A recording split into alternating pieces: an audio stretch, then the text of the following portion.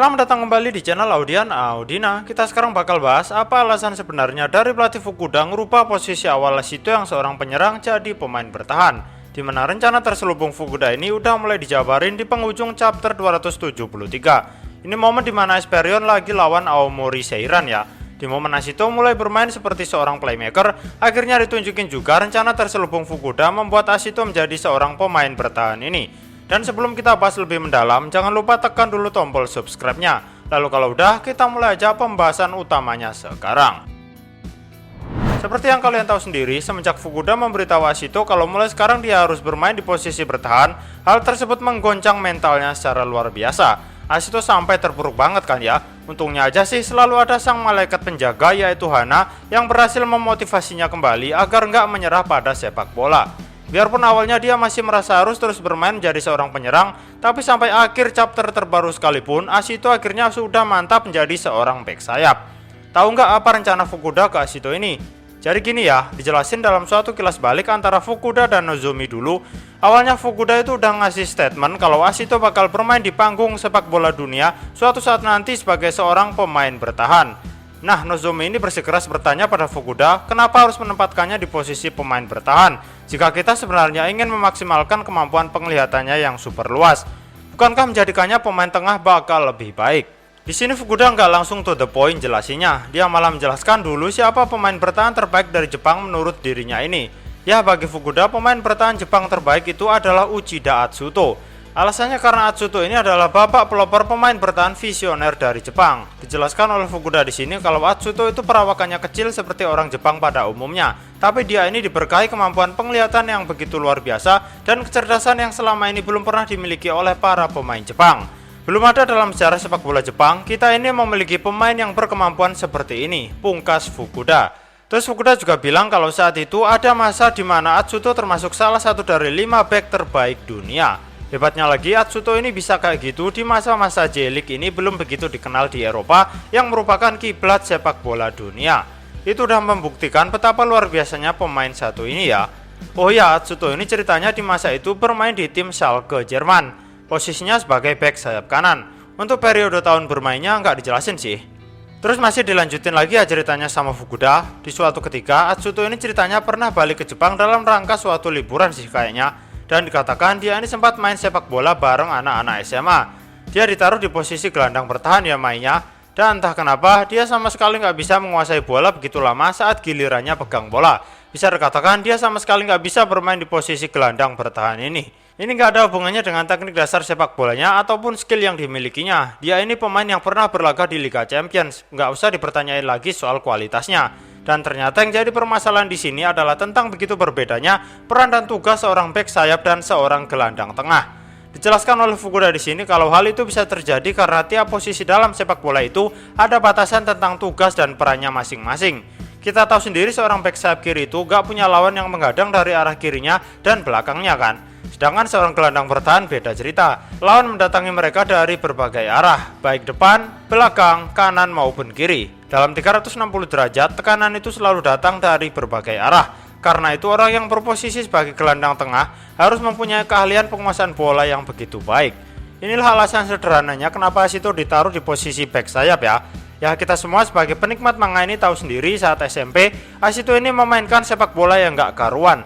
Teknik dasar yang dia miliki itu begitu buruk, yang mana hal itu bisa menjadi batu sandungan terbesar buatnya. Fukuda pun lalu memberikan gambaran, semisal saat tergabung ke Esperion dan Ashito diberikan peran untuk bermain sebagai seorang gelandang tengah, karena dia memiliki penglihatan yang super luas, dia pasti banyak menemui batu sandungan sepanjang karirnya. Dan pada akhirnya nanti, dia mungkin bisa saja menyerah pada sepak bola. Nah, karena itulah Fukuda ini ingin membatasi tugas dan peran yang dimiliki Ashito. Kalau dia berposisi sebagai seorang back sayap kiri, dia nggak perlu lagi memikirkan lawan yang berada di sisi kiri ataupun belakangnya. Selain itu, dia bisa mengamati alur permainan dari posisi yang paling menguntungkan dalam lapangan.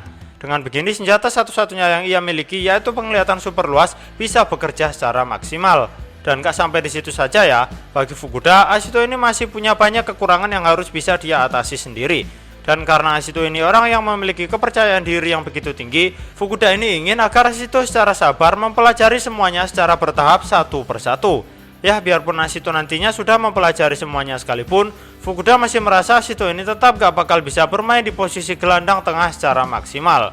Fukuda merasa kalau pemain seperti Ashito ini agar dia memiliki karir yang cemerlang, solusinya adalah dengan memberinya suatu kebebasan.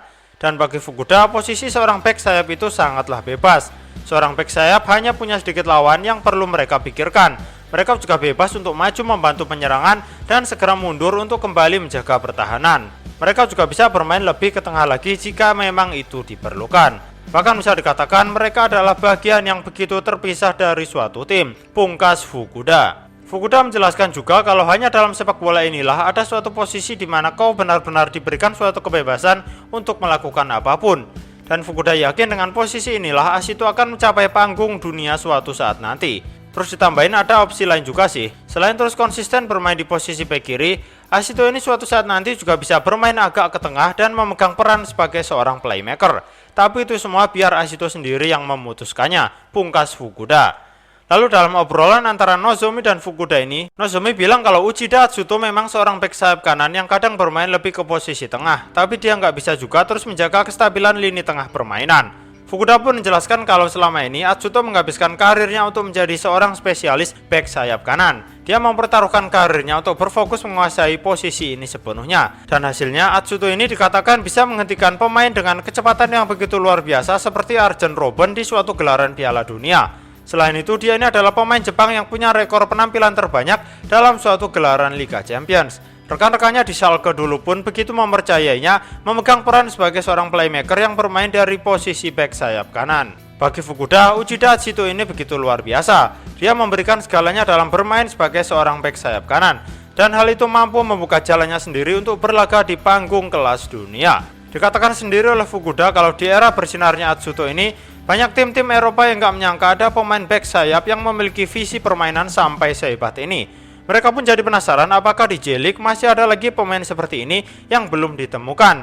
Dan semenjak itulah juga akhirnya J-League menjadi salah satu perhatian sepak bola Eropa. Dan ini semua berkat Uchida Atsuto.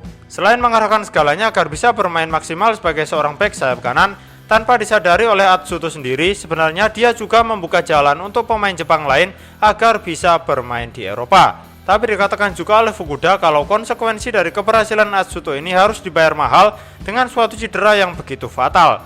Gak dijelasin sih karirnya ini berakhir karena cedera atau gimana. Cuma ditunjukin aja kalau Atsuto begitu terpuruk saat mengalami cedera ini. Melihat apa yang sudah dilakukan Atsuto untuk sepak bola Jepang ini, bagi Fukuda Atsuto ini adalah pahlawan di antara pahlawan.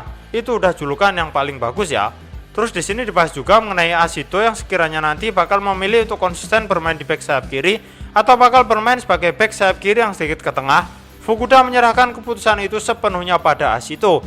Dia memberikan keleluasaan pada Ashito di sini.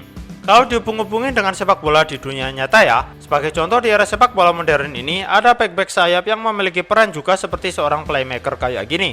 Ada Philipp Lahm dari Bayern Munchen dulu. Terus ada juga Joao Cancelo yang bermain untuk Manchester City sekarang. Terus ada Takehiro Tomiyasu yang kini main untuk Arsenal. Lalu yang terakhir bagi saya Trent Alexander-Arnold dari Liverpool ini. Dia juga termasuk sih ya, gaya mainnya mirip-mirip kan sama Ashito yang diplot sebagai seorang playmaker yang bermain dari posisi back sayap. Jujur aja saya nggak nyangka sih ternyata seorang playmaker bisa dari seorang back sayap kayak gini. Banyak banget ilmu baru yang bisa kita dapatkan dari manga satu ini ya, buat pengetahuan sepak bola kita sendiri. Manga satu ini bener-bener luar biasa banget ya. Oke, itu semua yang bisa saya sampaikan di sini. Jangan lupa cek juga video saya yang lain. Terima kasih banyak dan sampai jumpa lagi.